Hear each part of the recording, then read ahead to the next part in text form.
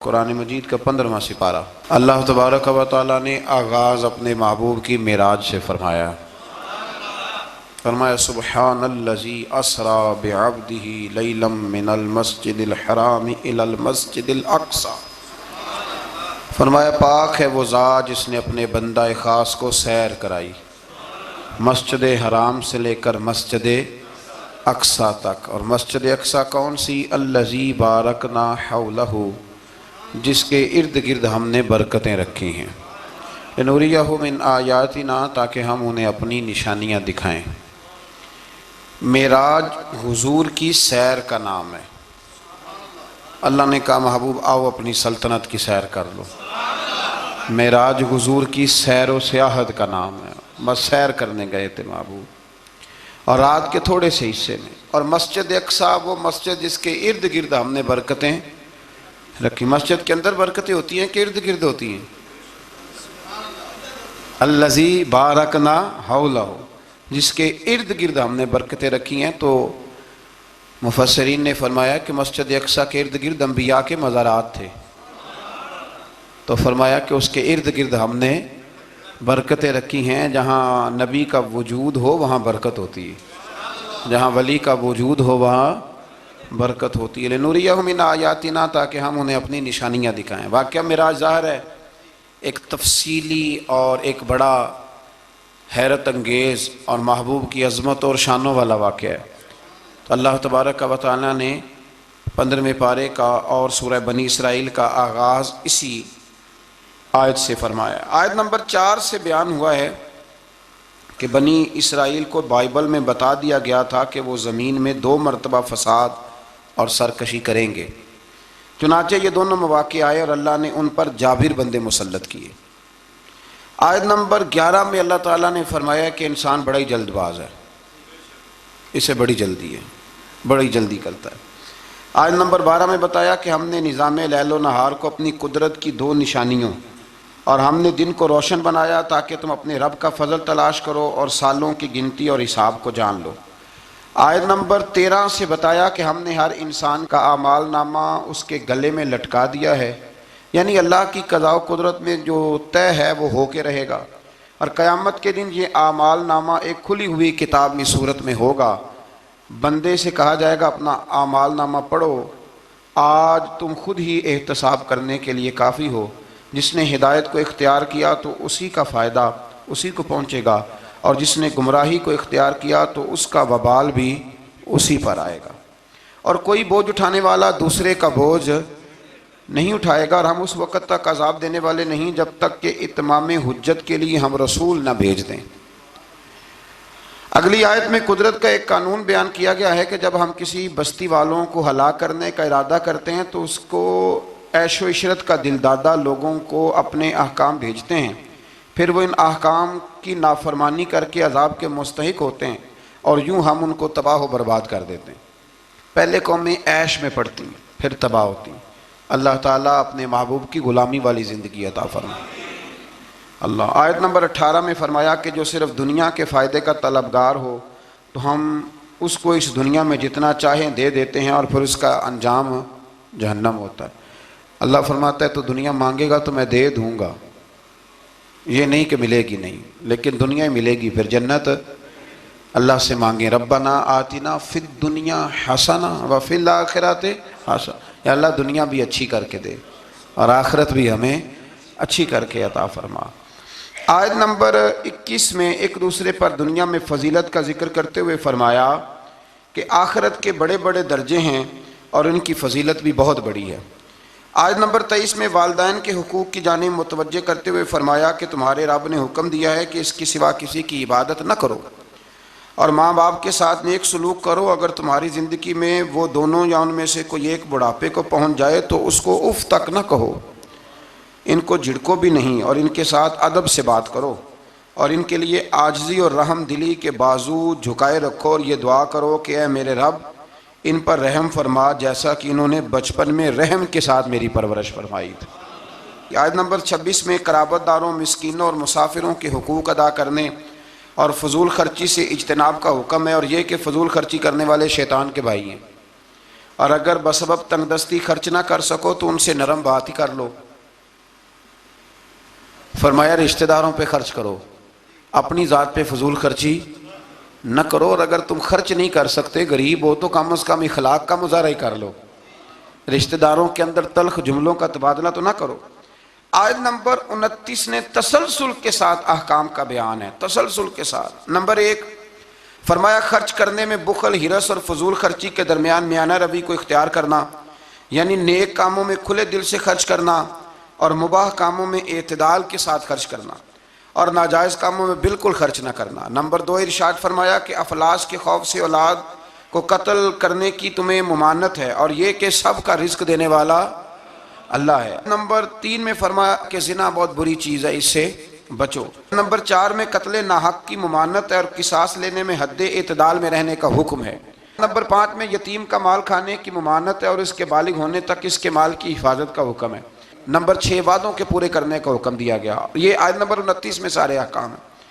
اور نمبر 7 ناپ تول میں خیانت کی ممانت کی گئی۔ نمبر 8 جس چیز کا علم نہ ہو اس کے در پہ ہونے کی ممانت کی، جس کا پتہ نہیں اس مسئلے میں پڑھنے سے اللہ نے یہ تو بڑا مشکل کام بتا دیا ہے۔ یہاں تو جس کو بالکل بھی نہیں نہ پتا وہ بھی 1 2 3 فتوے تو دن میں دے ہی دیتا ہے، اللہ ماشاءاللہ۔ فرمایا جس کا پتہ نہیں اس کام کے پیچھے بے شک کان آنکھ دل ان سب سے روزے قیامت سوال ہوگا۔ 9 نمبر میں فرمایا تکبر اور اطراء کے چلنے والے ٹھیک نہیں کرتے، ان کی مذمت ہے۔ نمبر 10 شرک کی مذمت بیان کی گئی، اور 11 نمبر پہ یہ بھی بیان ہوا کہ کسی کی روزی کی کشادگی یا تنگی کا مدار اس کی فضیلت یا بے قدری نہیں کہ بندہ اچھا نہیں تھا اس لیے اللہ نے پیسے نہیں دیے، فرمایا یہ اس کی بے قدری اس وجہ سے نہیں، یہ اللہ تعالیٰ کی حکمت اور مشیت کا معاملہ ہے۔ اللہ زیادہ بہتر جانتا ہے کہ کسی کو اس نے کیا دینا ہے۔ ان تفصیلات کے بعد فرمایا اے رسول یہ وہ حکمت والی باتیں ہیں جن کی ہم نے آپ کی طرف وحی فرمائی ہے۔ اقوال زری لکھے ہوتے ہیں نا، آپ اس طرح کریں سورہ بنی اسرائیل کی آیت نمبر 29 لکھ کے لگائیں۔ میں اکثر نا جب کوئی بندہ کہتا ہے نا اقوال زری، تو میں کہتا ہوں پہلے بتاؤ قرآن سارا تم نے لکھ کے لگا لیا، یاد کر لیا، حدیثیں ساری لکھ لی؟ اب تو انگریزوں کے قولوں کو اقوال زری بنا کے لوگ بیان کرتے ہیں، تو میں کہتا ہوں پہلے قرآن حدیث اپنے اللہ کے بندوں کی باتیں تو پوری کر لو، تم تو دور نکل گئے ہو۔ اللہ فرماتا ہے یہ حکمت والی باتیں ہیں، یہ تھوڑی حکمت والی بات ہے کہ رب فرما رہا ہے کہ کسی کی روزی کا کشادگی یا تنگی کا مدار اس کی فضیلت یا بے قدری پہ نہیں، بلکہ تو اللہ بہتر جانتا ہے کہ اس کو کیا دینا ہے، یہ بہت بڑی حکمت والی بات۔ آیت نمبر 40 میں کفار اور مشرکین کی اس خبیث فطرت کو بیان کیا گیا کہ خود تو بیٹوں کی تمنا کرتے ہیں اور اللہ کی طرف بیٹیوں کی نسبت کر کے کہتے ہیں کہ فرشتے معاذ اللہ اللہ کی بیٹی ہیں۔ آیت نمبر 44 سے بیان ہوا کہ 7 آسمان اور زمینیں اور جو بھی ان میں ہے اپنے اپنے انداز میں اللہ کی تسبیح کر رہے ہیں، ہر چیز اللہ کی حمد کے ساتھ اس کی تسبیح کر رہی ہے، لیکن تم ان کی تسبیح کو سن نہیں سکتے۔ آیت نمبر 45 میں فرمایا کہ منکرین آخرت قرآن کی تعلیمات سے استفادہ کرنے سے محروم رہے اور ان کے دل و دماغ حق کو قبول کرنے کی سعادت سے محروم ہیں، اور فصیح و بلیغ قرآن سن کر بھی نبی پر سحر زدہ ہونے کا تان کرتے ہیں معاذ اللہ۔ آیت نمبر 49 میں بتایا کہ منکرین آخرت کہتے ہیں کہ جب ہماری ہڈیاں گل سڑ کے ریزہ ریزہ ہو جائیں گی تو کیا ہمیں از سر نو پیدا کیا جائے گا؟ اللہ تعالیٰ نے فرمایا تم پتھر بن جاؤ یا لوہا یا کوئی اور مخلوق جو تمہارے خیال میں بہت سخت ہو، وہی رب ذوالجلال دوبارہ پیدا کرے گا جس نے تمہیں پہلے پیدا فرمایا تھا۔ آیت نمبر 52 میں عمدہ بات کرنے کا حکم دیا گیا، اور آیت نمبر 56 میں بتایا کہ باطل معبود اپنے پوجنے والوں کی تکلیف کو دور کرنے یا بدلنے کی قدرت نہیں رکھتے۔ آیت نمبر 61 سے ایک بار پھر فرشتوں کے آدم کو سجدہ کرنے اور شیطان کے انکار کرنے کا ذکر ہے، اور اس بات کا بھی کہ شیطان جو کچھ بھی کر لے اللہ کے خاص بندوں پر اس کا داؤ چلتا نہیں ہے۔ آیت نمبر 67 میں فرمایا کہ جب سمندری طوفان میں گر جاتے ہیں تو معبودان باطلہ کی بجائے صرف اللہ کو پکارتے ہیں، کافر بھی اس وقت اللہ ہی کو پکارتے ہیں، لیکن نجات کی صورت میں یہ لوگ پھر شرک میں مبتلا ہو جاتے ہیں۔ آیت نمبر 68 میں مشرکوں کو متنبہ کیا گیا کہ اگر ان پر کوئی آفت آ گئی یا انہیں خشک سرزمین میں کہیں دنسا دیا گیا یا کسی اور مصیبت میں مبتلا کیا گیا تو اللہ کے سوا کوئی نجات دینے والا نہیں ہے۔ آیت نمبر 70 میں بنی آدم کی عزت اور کرامت کا ذکر ہے کہ اللہ نے بنی آدم کو اپنی مخلوقات میں بہت سوں پر فضیلت عطا فرمائی ہے۔ آیت نمبر 71 میں انسانوں کو اپنے پیشواؤں کے ساتھ بلائے جانے دائیں بائیں اعمال نامے لینے والوں کو کامیابی کا بیان ہے، اور جو دنیا میں حق سے اندھا ہے وہ آخرت میں بھی اندھا ہے۔ قیامت میں اس کا کوئی پیشوا ہوگا، اسی کے ساتھ ہی بلایا جائے گا نا۔ جو ساری زندگی کہتا رہے میں مانتا ہی نہیں کسی کو، کوئی امام نہیں، کوئی تقلید نہیں، کوئی شے نہیں، تو وہ کدھر جائے گا؟ ہاں اسی کے ساتھ جائے گا۔ اللہ تبارک و تعالیٰ سمجھنے کی توفیق عطا فرمائے۔ پھر اللہ تبارک و تعالیٰ نے آیت نمبر 73 سے کفار کے آپ صلی اللہ علیہ وسلم کو رائے حق سے ہٹانے کے باطل ارادوں کا ذکر فرمایا۔ اللہ تعالیٰ نے حق کے راستے میں آپ کی ثابت قدمی کو اپنا فضل قرار دیا ہے۔ آپ کو جزیرہ عرب سے نکالنے کی کفار کی سازش کا ذکر کرتے ہوئے فرمایا کہ وہ ایسا کرنے میں کامیاب ہو بھی جائیں تو برے انجام سے بچ سکتے نہیں۔ اشارتاً 5 نمازوں کا حکم فرمایا، فجر کی فضیلت کا بیان کیا، نماز تہجد کی ترغیب، اور رسول اللہ صلی اللہ علیہ وسلم کے لیے مقام محمود جو مقام شفاعت کبریٰ ہے، جہاں کھڑے ہو کے رسول پاک امت کی سفارش فرمائیں، عطا کیے جانے کا بیان ہے۔ آیت نمبر 81 سے حق کی آمد اور باطل کے نیست و نابود ہونے کا بیان ہے، اور یہ کہ قرآن میں اہل ایمان کے لیے شفا بھی ہے اور رحمت بھی ہے۔ آیت نمبر 83 میں انسان کی اس فطرت کا ذکر ہے کہ نعمتوں پر ناشکری اور مصیبت پر نا امیدی کا اظہار کرتا ہے، یہ اس کی فطرت ہے۔ آیت نمبر 85 میں اس امر کا بیان ہے کہ یہود نے رسول اللہ صلی اللہ علیہ وسلم سے روح کے بارے میں سوال کیا تو اللہ تعالیٰ نے فرمایا کہ اے رسول صلی اللہ علیہ وسلم کہہ دیجئے کہ روح میرے رب کے امر سے ہے، اور تم کو محض تھوڑا سا علم عطا کیا گیا۔ اس سے یہ بتانا مقصود ہے کہ جن چیزوں کی حقیقت جاننے پر ہدایت اور نجات موقوف نہیں نا، ان کے در پہ ہونے کی تمہیں ضرورت بھی نہیں ہے۔ آیت نمبر 88 میں ایک بار پھر قرآن کے مثل لانے کا چیلنج اور کافروں کے عجز کا بیان۔ آیت نمبر 90 سے مشرکین مکہ کے بعد فاسد مطالبات کا ذکر کرتے ہوئے فرمایا کہ انہوں نے کہا ہم اس وقت تک آپ پر ایمان نہیں لائیں گے حتیٰ کہ آپ ہمارے لیے زمین سے پانی کا کوئی چشمہ جاری کر دیں، یا آپ کھجوروں اور انگوروں کے باغات کے مالک بن جائیں جن کے نیچے نہریں بہہ رہی ہیں، یا آپ ہمیں جس عذاب سے ڈراتے ہیں وہ لے آئیں، یا آسمان کو ٹکڑے ٹکڑے کر کے ہم پہ گرا دیں، یا اللہ اور فرشتوں کو ہمارے سامنے بے حجاب کر دیں، یا آپ کے لیے سونے کا گھر ہو، یا ہم آسمان پر چڑھ جائیں اور پھر آسمان سے ہم پر کتاب نازل کریں جس کو ہم پڑھیں۔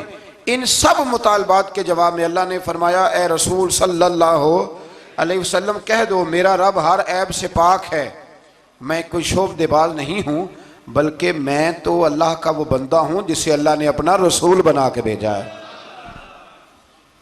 یہ کچھ لوگ نا شعبدوں کی باتیں کرتے ہیں، آج بھی کرتے ہیں، انہیں فلانے پیر صاحب ہیں جی، یہ جو کچھ لوگ بڑے بڑے نادان ہیں نا، یہ ساری آپ پڑھ لیں آیت نمبر 90، تو وہی سارے سوالات ہیں جو آج کا بد مذہب ولیوں کے بارے میں کرتا ہے، کہتا ہے اگر ایسے ہیں تو پھر یہ کر دیں پھر وہ کر دیں۔ او خدا کے بندو، ولی شعبدے دکھانے نہیں آتے، بندوں کو رب سے ملاتے ہیں، ان کا کام پیغام حق دینا ہے، ان کا یہ کام نہیں ہے۔ آیت نمبر 94 سے کفار مکہ کے اس اعتراض کا ذکر ہے کہ اللہ نے بشر کو رسول بنا کے کیوں بھیجا، استغفر اللہ، یعنی کوئی فرشتہ کیوں نہیں بھیجا۔ اللہ تعالیٰ نے فرمایا رسول صلی اللہ علیہ وسلم کہہ دو اگر زمین میں فرشتے بستے اور اطمینان سے چلتے پھرتے تو ہم ان پر آسمان سے فرشتہ ہی رسول بنا کے نازل کرتے۔ اگر فرشتوں کی طرف رسول بنانا ہوتا تو پھر کس کو بناتے؟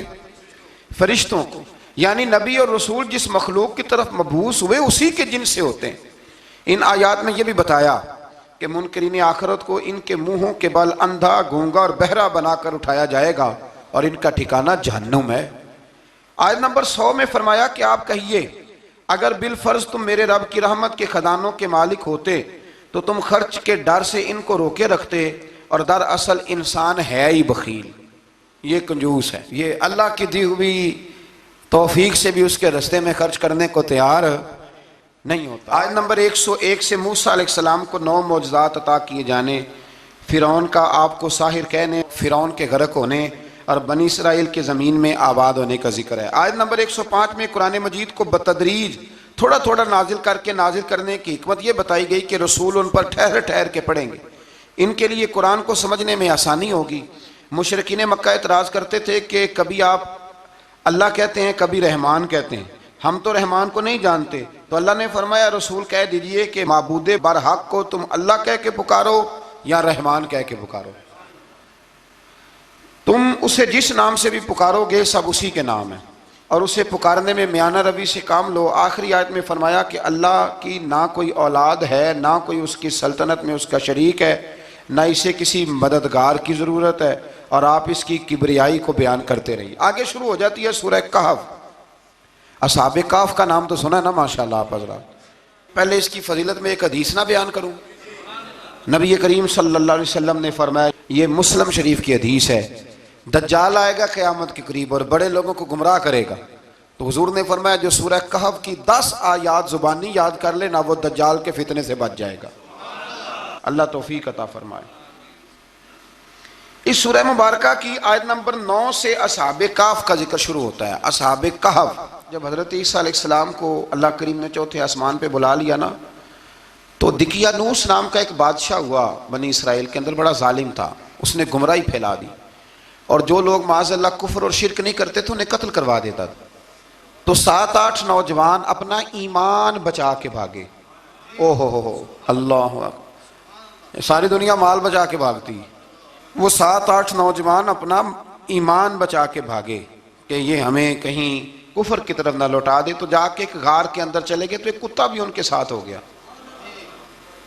انہیں کتے کو بڑے روڑے مارے کہ یہ اگر بھونکے گا، آواز نکالے گا تو ہم پکڑے جائیں گے، ہم نے تو چھپنا ہے۔ پر اس کو نہ ولیوں سے پیار ہو گیا تھا، اس نے کہا بھگاؤ جتنا مرضی مجھے، فطرت میری ہے کہ میں بھونکتا ہوں، پر جب اللہ کے ولی ہوں تو پھر میں ادب کرتا ہوں۔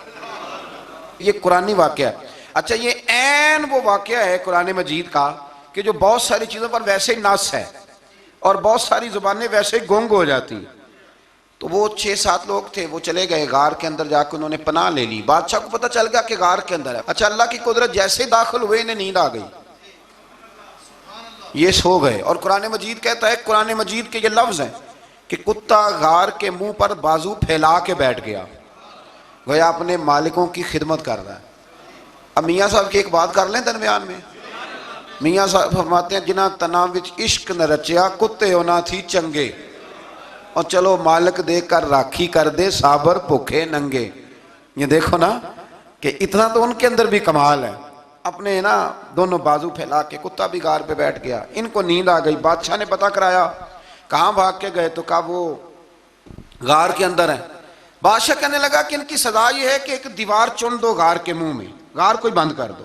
جس بندے کی ڈیوٹی لگائی نا غار چننے کی، بندہ بڑا نیک تھا، اس کو دیوار بنانے کا ذمہ دیا۔ اس نے نا دیوار بھی بنائی اور ایک تختی پہ نا سب کے نام لکھے، اور وہ تختی ایک صندوق میں رکھ کے وہاں بند کر دی، اور اسی طرح کی ایک تختی اس کے نیچے لکھا کہ ایک تختی ان کے ناموں کی نا میں مال خزانہ میں بھی بند کر رہا ہوں۔ اللہ تبارک و تعالیٰ کی قدرت کے بعد مفسرین نے لکھا ہے وہ 100 سال تک سوئے رہے، اور بعض نے لکھا ہے کہ 300 سال تک سوئے رہے۔ 300 سال کے بعد اس طرح ہوا کہ حکومتیں بدل گئیں۔ بیدروس نام کا ایک بادشاہ آ گیا، وہ بڑا نیک دل تھا، اس نے ہر طرف حضرت عیسیٰ علیہ السلام کی شریعت کا پھر سے نعرہ بلند کیا۔ اب نا کچھ لوگ ایسے تھے جو منکر ہو گئے تھے کہ مرنے کے بعد دوبارہ کیسے اٹھیں گے۔ بادشاہ ایک دن حجرے میں گیا، جا کے دعا مانگی، یا اللہ کوئی ایسی بات دکھا جس سے لوگوں کا ایمان پکا ہو جائے۔ اس طرح کے بھی بادشاہ ہوا کرتے تھے۔ تو رب کریم نے کہا میں نے تو پہلے یہ راز چھپا کے رکھا ہوا ہے، کھول دیتے ہیں۔ اس نے دعا مانگی، اور ادھر کیا معاملہ ہوا، ایک چرواہا بکریاں چرانے والا وہاں سے گزرا۔ اس نے سوچا یہ دیوار ہے، اگر اس کا منہ کھول لوں نا کبھی تو میری بکریاں یہاں تھوڑا سا دھوپ کے اندر سستا لیا کریں گی۔ اس چرواہے نے کیا کیا کہ اس نے وہ دیوار گرائی تاکہ میری بکریاں اندر جایا کریں۔ وہ دیوار گرائی تو اس نے اندر 6-7 لوگ سوئے ہوئے دیکھے، اور کتا بھی سویا ہوا دیکھا۔ اللہ تبارک و تعالیٰ اپنی قدرت سے، اپنے فضل سے ان کی کروٹیں بھی بدلتا رہا۔ اپنی قدرت سے ایک طرف انسان پڑا رہے نا تو اعضاء گل جاتے ہیں، ان کی کروٹیں بھی بدلی جاتی، مناسب روشنی بھی دی جاتی، حرارت بھی۔ اس نے دیوار گرائی تو ان کی آنکھ کھل گئی، تو ایک دوسرے سے کہنے لگے آج تو بڑی گہری نیند سوئے ہیں یار، آج تو لمبی نیند پوری کر لی، چلو بھوک بڑی لگی ہے ایک دوست کو بھیجو۔ یہ سارا واقعہ قرآن مجید میں موجود ہے، میں اپنے لفظوں میں بیان کر رہا ہوں۔ جاؤ ایک دوست کو بھیجو بازار سے نا کھانا لے آئے، پیسے وہی 300 سال پرانی کرنسی۔ وہ جب نان بھائی کی دکان پہ گیا نا سامان لینے، اس کو پیسے دیے تو نان بھائی نے ہاتھ پکڑ لیا، کہنے لگا میاں تو کدھر سے آیا، یہ کون سے پیسے؟ اس نے کہا پیسے کاہے کہ میں بھی سوچ رہا ہوں کہ حالات بدلے ہیں، سارے حضرت عیسیٰ کا کلمہ پڑھ رہے ہیں، ماحول اور ہے. اس نے کہا تیرے ہاتھ کوئی خزانہ لگ گیا ہے. یہ تو ہم نام سنتے تھے کہ یہاں کوئی دقیانوس نام کا بادشاہ رہا ہے, کوئی خزانہ, بتا کہاں سے لیے. شور ہوا, حاکم شہر تک خبر پہنچی, بادشاہ تک پہنچی. اس نے بتایا کہ بھئی ہم تو دقیانوس کے ڈر سے بھاگے ہیں, کل بھاگے ہیں یا آج سویرے, اتنا زیادہ ہمیں پتہ نہیں, کل یا آج سویرے بس نا. اتنا سا ہمیں یاد ہے کہ ہم گئے تھے. بہرحال لوگ جمع ہو گئے, اکٹھے ہو گئے, غار تک پہنچے. اب جو غار کے اندر تھے وہ پتہ کہتے ہیں لگتا ہے ہمارا دوست پکڑا گیا ہے. پکڑا گیا ہے تو اب بندے جمع ہو گئے. وہ اندر ڈر رہے تھے, تسبیح کر رہے تھے, اللہ کو یاد کر رہے تھے. ادھر یہ پہنچ گیا. جب ان لوگوں نے یہ جیتا جاگتا رب کے فضل کا نمونہ دیکھا اور بادشاہ نے کہا کہ یہ کیا ہے, صندوق کھولا تو اس کے اندر وہ تختی لکھی تھی کہ یہ ان کے نام ہے, یہ دقیانوس سے ڈر کے بھاگے ہوئے ہیں, یہاں یہ سو رہے ہیں, اور اسی کی ایک تختی میں نے فلاں جگہ بھی دفن کیا. وہ تختی بھی وہاں سے نکل آئی. اب سب لوگوں کی آنکھوں میں آنسو آئے اور سب کہنے لگے لا الہ الا اللہ, لا الہ الا اللہ, لا الہ الا اللہ. سب کہنے لگے ان اللہ علی کل شیء قدیر. جب ان کی بات پوری ہو گئی, لوگوں کے ایمان پختہ ہو گئے, تو اصحاب کہف کہنے لگے کہ ہمیں اب اجازت ہے, ہم پھر دوبارہ غار میں جاتے ہیں. وہ غار میں گئے تو رب نے پھر انہیں موت عطا فرمائی, نیند عطا فرمائی, تحفہ دیا. بادشاہ نے پھر اس کے آگے دیوار بنائی اور وہاں بادشاہ نے ایک مسجد تعمیر کرا دی, لوگ زیارت کرنے جاتے. یہ اصحاب کہف کا ذکر ہے. اب یہاں ہمارے مفسرین نے لکھا ہے کہ وہ جو کتا تھا نا وہ بھی ساتھ ہی تھا. اللہ قیامت والے دن اسے انسانی, یا تو انسانی شکل ملے گی, یا جیسے رب کا فضل ہوگا رب کریم اسے بھی جنت عطا فرمائے گا. اس نے تبلیغ کی, دین کی, اس نے کیا کیا, تبلیغ کی, نمازیں پڑھی, روزے رکھے, حج کیا, 10 ہوتے صحیح اس کیتا کی.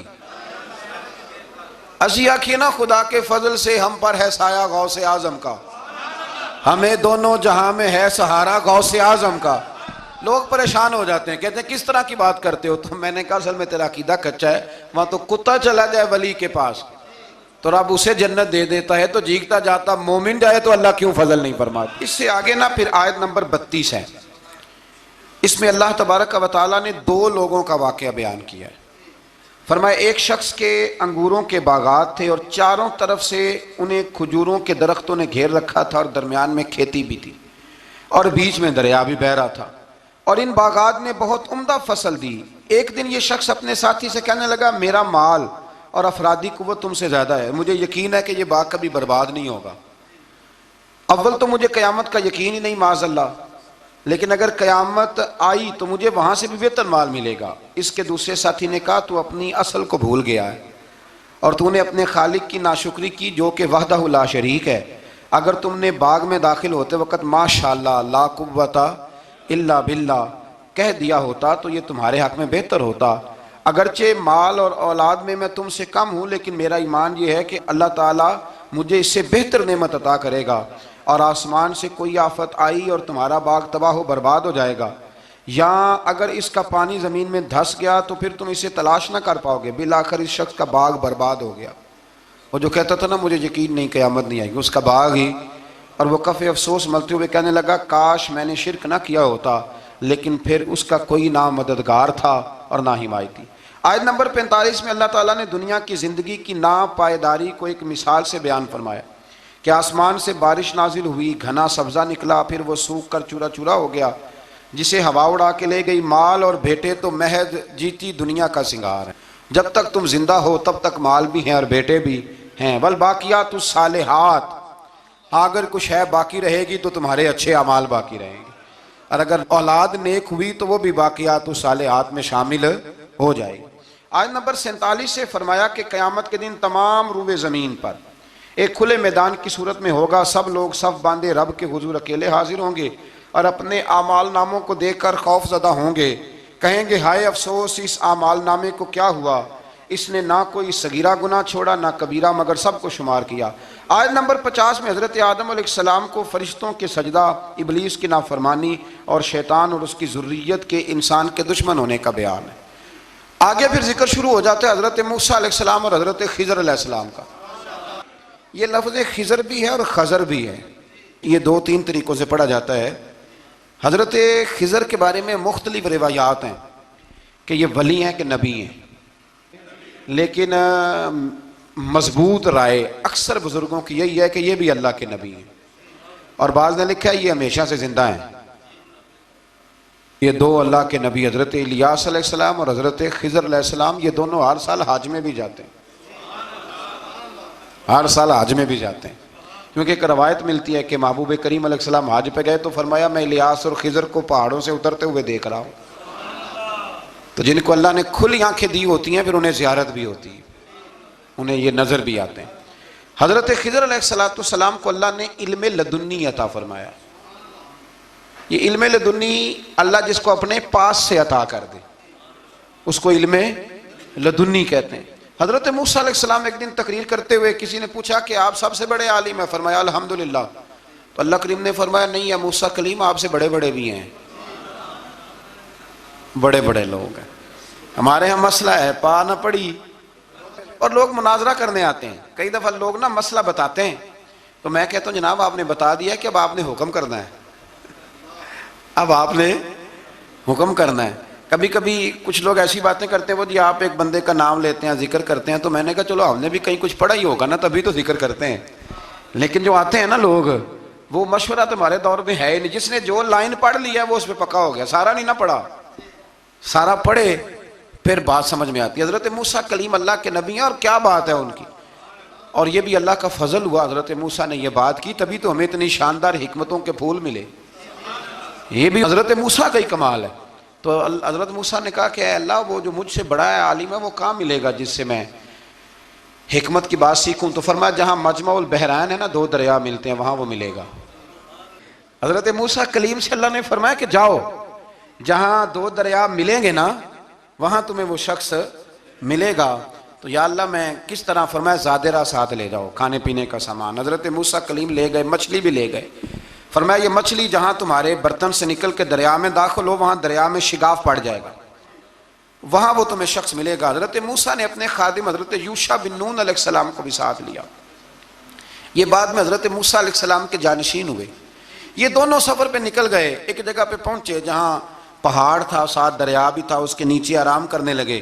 حضرت موسیٰ کلیم سو گئے تو یوشع بن نون علیہ السلام موجود تھے، مچھلی جھٹ سے نکلی دریا میں داخل ہو گئی، وہاں راستہ بھی بن گیا۔ اب اٹھے حضرت موسیٰ کلیم جب اٹھے تو فرمایا چلو چلیں، تھوڑا آگے جا کے فرمایا بھوک لگ رہی ہے کھانا تو نکالو۔ انہیں یاد آیا، کہنے لگے حضور مچھلی تو دریا میں چلی گئی تھی۔ فرمایا تو نے بتایا نہیں، وہی تو ہماری منزل تھی جہاں مچھلی دریا میں گئی۔ پھر وہاں سے واپس آئے قدموں کے نشانوں پہ، وہاں پہنچے جہاں مچھلی گئی تھی تو وہاں ایک شخص لیٹا ہوا تھا چادر لے کے، آپ نے سلام لی تو انہوں نے کہا وعلیکم السلام یا موسیٰ کلیم اللہ۔ تو آپ نے فرمایا آپ کون ہیں؟ فرمایا میں وہی ہوں جس کو آپ تلاش کر رہے ہیں۔ تو فرمایا آپ نے مجھے کیسے پہچانا؟ فرمایا جس رب نے تمہیں بھیجا ہے نا اس نے ہی مجھے بتایا ہے کہ موسیٰ آ رہے ہیں، موسیٰ آ رہے ہیں۔ اب حضرت خضر نے جو کچھ فرمایا وہ بڑا شاندار ہے، فرمایا موسیٰ کچھ باتیں ایسی ہیں جن کا آپ کو علم ہے اور مجھے نہیں، اور کچھ ایسی ہیں جن کا مجھے علم ہے اور آپ، اللہ اکبر، یہ کبھی ہماری سمجھ میں بات آ جائے، یہ کبھی سمجھ میں آ جائے، کچھ باتیں ایسی ہیں جس کا مجھے علم ہے، اور یہ بڑے بڑے سیانے بندے نہیں مانتے، بڑے بڑے میں عالم ہوں جی، تو آپ عالم ہیں میاں ایک شعبے کے، لیکن بہت سارے دنیا میں شعبے ہیں نا، دین کے عالم کا درجہ سب سے بڑا ہے، لیکن قانونی مشاورت کرنی ہے تو آپ وکیل سے کریں گے، گاڑی کے بارے میں پوچھنا ہے تو کسی مکینک سے پوچھیں، لیکن آپ بن کے نہ بیٹھ جائیں۔ فرمایا جس کا آپ کو علم ہے مجھے نہیں، اور جس کا مجھے علم ہے ان میں سے آپ کو نہیں۔ تو کہا میں پھر آپ کے ساتھ رہنا چاہتا ہوں اور میں وہ سیکھنا چاہتا ہوں جو آپ بتا رہے ہیں۔ تو حضرت خضر فرمانے لگے صبر کر لیں گے میرے ساتھ؟ یہ سب سے مشکل کام ہے، یہ سب سے، یعنی ہر بات کی تو یہاں لوگوں کو وضاحت چاہیے، کھانسے بھی تو آپ کو بتانا پڑے گا کھانسے کیوں، ہنسے بھی تو آپ کو بتانا پڑے گا ہنسے کیوں۔ بے بزرگ ہیں، بزرگوں کی باتوں میں حکمتیں ہوتی ہیں، لیکن ہم حکمت کی طرف جانے کو تیار نہیں ہوتے، ہمیں تو فوری طور پہ جواب چاہیے، حل چاہیے۔ حضرت موسیٰ علیہ السلام جناب خضر کے ساتھ چلے، فرمایا صبر کروں گا میں چلتا ہوں آپ کے ساتھ۔ دریا کے قریب گئے کشتی میں بیٹھنے کے لیے تو کشتی والوں نے حضرت خضر کو پہچان لیا، بغیر کرائے کے سوار کرایا، اور جب پار اترنے لگے تو حضرت خضر نے کشتی کا ایک تختہ ہی توڑ دیا۔ حضرت موسیٰ کہنے لگے یہ آپ نے کیا کیا؟ انہوں نے نیکی کی، آپ نے تختہ توڑ دیا۔ فرمایا آپ کو کہا تھا نا آپ نے صبر نہیں کرنا، آپ کو کہا تھا نا۔ فرمایا چلو میں صبر کروں گا۔ تھوڑا آگے گئے تو ایک نوجوان لڑکا ابھی چھوٹی عمر ہے، وہ ملا، حضرت سیدنا خضر علیہ السلام نے اسے قتل ہی کر دیا۔ فرمانے لگے آپ نے قتل ہی کر دیا؟ ایک قرآن مجید ہے بھائی، میں کبھی کبھی سوچتا ہوں یہ ہم کسی درویش کی بات سناتے تو بندے اڑ جاتے، فتوے نکلتے کہ نہ نکلتے؟ میرا خیال ہے ہر مسجد سے نکلتے، اور فتوے ایک جتنے مسجد میں نمازی ہوتے سب کے ہاتھوں میں فتوے ہوتے۔ قتل کر دیا، قتل ہی ہو گیا بندہ۔ تو حضرت سیدنا موسیٰ علیہ السلام فرمانے لگے آپ نے قتل ہی کر دیا؟ فرمایا میں نے کہا تھا نا آپ نے صبر نہیں کرنا۔ آپ فرمانے لگے چلو اگر اب میں بولا نا تو بے شک آپ مجھے علیحدہ کر دیجئے گا۔ حضرت موسیٰ کلیم اب بولا تو علیحدہ کر دیا۔ ایک بستی میں داخل ہوئے، بستی کے لوگوں سے پانی مانگا تو انہوں نے پانی بھی نہ دیا، آرام کرنے کو جگہ بھی نہ دی، پر وہاں ایک دیوار گر رہی تھی، حضرت خضر علیہ السلام نے سیدھی کرنی شروع کر دی، ساری دیوار بنائی۔ تو حضرت موسیٰ کہنے لگے کن لوگوں کی خدمت کر رہے ہو جنہوں نے پانی بھی نہیں دیا، جنہوں نے پانی تک نہیں پوچھا؟ فرمانے لگے بس بھئی آپ نے وعدہ کیا تھا کہ اب بولیں گے تو بے شک علیحدہ کر دینا، آپ بولیں اب آپ کا اور میرا ساتھ زیادہ نہیں چل سکتا، آپ بولیں۔ جو بول پڑے نا غلامی کرے تو رستے لمبے چلتے ہیں، اور جو بولے نا جس کو وضاحتیں چاہیے ہو وہ غلام نہیں ہوتا، اس کے ساتھ پھر باتیں لمبی۔ ہاں تو آنکھ بند کر کے چل، ہاں آزم جاتے لائیے ہی نہ تجھے لائیے تھے، پھر آنکھ بند کر کے پیچھے چل کے بات ختم ہو گئی۔ حضرت خضر علیہ السلام نے جب کہا نا کہ اب آپ کا وعدہ ختم ہو گیا، فرمایا اب میں آپ کو جانے سے پہلے حکمت بتاتا ہوں، یہ وہ علم ہے جو اللہ نے مجھے اپنے پاس سے عطا فرمایا ہے، یہ وہ ہے جو علم لدنی ہے۔ کہا جناب کیا مطلب؟ فرمایا وہ جو میں نے تختہ توڑا تھا نا تو یہ مسکین بچے ہیں جن کی کشتی تھی، تو دریا کے اس پار بادشاہ کھڑا تھا، وہ جو صحیح صحیح کشتیاں ہوتی تھی قبضے کر لیتا تھا، اور جو تھوڑی سی ٹوٹی پھوٹی ہوتی تھی نا وہ چھوڑ دیا کرتا تھا، تو میں نے تھوڑی سی کشتی ان کی اس لیے توڑ دی ہے تاکہ دیکھے گا تو چھوڑ دے گا، اس لیے میں نے بھلا کیا ہے۔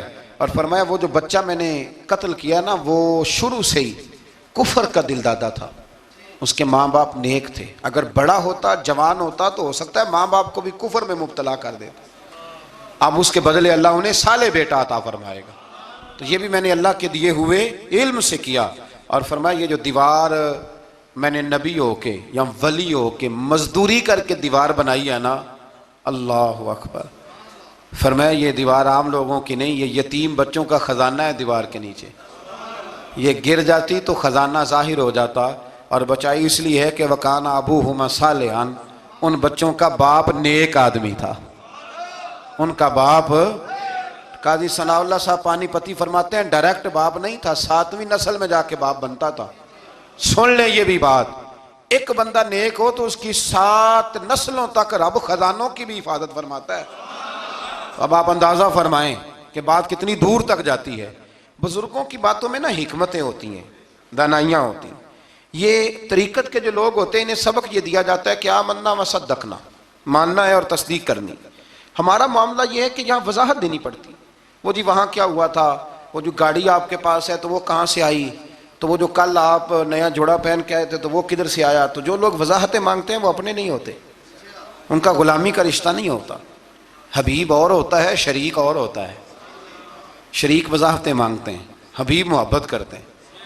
ہمارا آج سب سے بڑا المیہ یہ ہے، سب سے بڑا، کہ ہم کسی حکمت کے تحت کوئی بندہ اگر کوئی کام کر رہا ہے تو مجبوری ہے کہ ہمیں وہ حکمت بتائی جائے، ایسا نہ کریں۔ یہ طریقہ حضرت غوث اعظم رضی اللہ تعالیٰ عنہ، حضور غوث پاک رضی اللہ تعالیٰ عنہ کو ایک شخص ملنے آ گیا، ملا علی قاری نے لکھا ہے، آپ کے ایک مرید نے کہا چل میرے پیر سے ملنے، کہنے لگا میں نہیں جاتا ملنے کسی پیر شیر سے، کہا نہیں آؤ تو صحیح۔ وہ آیا نا تو اس نے دیکھا کہ 50 گھوڑے عربی نسل کے کھڑے ہیں غوث پاک کے دروازے، موٹے تازے چوڑے عربی نسل کے گھوڑے۔ اس کے دل میں خیال آیا، کہنے لگا یار سواری کے لیے اگر رکھے ہیں تو ایک بھی کافی تھا، 50 کی کیا ضرورت تھی۔ اللہ اکبر۔ اب واقعی 50 کھڑے تھے، مرید کے پاس جواب ہی کوئی نہیں تھا، کہنے لگا یار پتہ مجھے بھی کوئی نہیں، لیکن حضرت صاحب نے رکھے ہیں تو حکمت ضرور کوئی ہوگی، حکمت ضرور کوئی، اس کی کوئی حکمت ہوگی۔ اللہ اکبر۔ وہ چلے گئے واپس، وہ روز تنقید کرتا، کیسا تیرا پیر ہے 50 گھوڑے رکھے ہوئے، کیسے تیرا پیر ہے 50 گھوڑے رکھے ہوئے۔ کچھ دن گزرے تو ملا علی قاری کہتے ہیں وہ اعتراض کرنے والے کے پیٹ میں کوئی تکلیف ہوئی، بغداد کے سب سے بڑے طبیب کے پاس گیا، اس نے کہا تیرا تو جگر تباہ ہو گیا ہے، عربی نسل کا ایک گھوڑا چاہیے، اس کو ذبح کریں گے، اس کا جگر نکالیں گے، اس کی دوائی بنا کے تجھے کھلائیں گے، اور 50 گھوڑے ہوں گے تو بچے گا۔ اب پریشان ہو گیا، کہنے لگا گھوڑے ہیں تو صحیح، پر جو میں حال کر رہا ہوں گا گھوڑے تو نہیں ملیں گے، میرا تو جوتوں والا کام ہے، وہ شاید مل جائیں۔ لیکن جب انسان مرنے لگتا ہے تو پھر اس کو ڈوبتے کو تنکے کا سہارا۔ اپنے دوست کے پاس گیا، کہنے لگا چل تیرے پیر کے پاس چلیں۔ اس نے کہا تجھے نہیں لے کے جانا، تو تنقید کرتا ہے۔ کہتا ہے ایک دفعہ چاہیے کیا؟ کا گھوڑے۔ کہنے لگا تیرے لیے رکھے ہیں کوئی، جا دوڑ جا، میرے حضرت صاحب کی ضرورت کیا ہے؟ لیکن جب غوث اعظم کی خانقاہ میں داخل ہوئے نا تو حضور غوث اعظم اٹھ کے ملے۔ اللہ والے دلوں میں باتیں نہیں رکھتے، ماتھا چوما اور فرمانے لگے میاں تو ایک دن نا میری گلی سے گزر رہا تھا تو میری تیرے اوپر نظر پڑی، تو مجھے نظر آیا تو بیمار ہوگا اور تیرا علاج عربی نسل کے 50 گھوڑوں کی وجہ سے ہوگا، تو میں نے تیرے لیے لا کے کھڑے کیے ہوئے ہیں، تیرے لیے ہی کھڑے کیے ہیں۔ اب تو نا گھر بھی لے جانے کی ضرورت نہیں، چارہ بھی میرے مرید ہی ڈال دیا کریں گے۔ تو اس طرح کرنا، روز آنا ایک گھوڑا لے جانا، پھر اگلے دن آنا تو دوسرا۔ وہ خدا کے بندے تیرے لیے رکھے تھے، تو تنقید کر رہا ہے۔ اللہ کے بندے پردہ پوش ہوتے ہیں، ہاں شرط یہ ہے کہ وہ بندہ صالح ہو، دیندار ہو، وہ والا پیر نہ ہو جو نماز بھی نہ پڑھے اور گھوڑے 15 رکھے ہوئے ہوں اس نے، وہ والا معاملہ نہ ہو۔ تو میرے عزیز یہ یاد رکھیں کہ اللہ تبارک و تعالیٰ کا بندہ جب آپ کا روحانی علاج کرتا ہے نا، روحانی علاج سے مطلب جادو ٹونے کا علاج نہیں، روحانی علاج وہ ہوتا ہے کہ میرے گناہوں کا علاج ہو جائے، حسد بغض کینہ عداوت یہ نکل جائے۔ تو وہ کچھ ایسے نسخے بتاتا ہے جو سمجھ میں مرید کی نہیں آتے، لیکن وہ ضروری ہوتے ہیں۔ انہی نسخوں کو استعمال کرنے سے انسان کا فائدہ ہوتا ہے۔ جی کرنے والے لوگ ہمیشہ کامیاب رہتے ہیں، وہ ماں باپ کے آگے کریں، استاد کے آگے کریں، شیخ کے آگے کریں۔ اور جن کو وضاحتوں کی ضرورت ہوتی ہے، ہاں ایک شرعی بات ضرور ہے، وہ ضرور سن لیں۔ اگر آپ کو کہیں کچھ شرعی قباحت نظر آئے جو قرآن و سنت سے ٹکراتی ہو تو وہ آپ پر فرض ہے آپ اپنے مرشد سے پوچھیں۔ کتنی بڑی بات کر رہا ہوں، یعنی جو چیز قرآن و سنت سے ٹکرا رہی ہو اس کی وضاحت طلب کرنا ضروری ہوتا ہے، اور جو دین سے نہ ٹکرائے اس پر آپ وضاحتیں پوچھتے ہیں تو پھر اس کا مطلب ہے کہ آپ علاج کرانے میں سنجیدہ نہیں ہیں۔ اللہ تعالیٰ قرآن مجید کو سمجھنے کی توفیق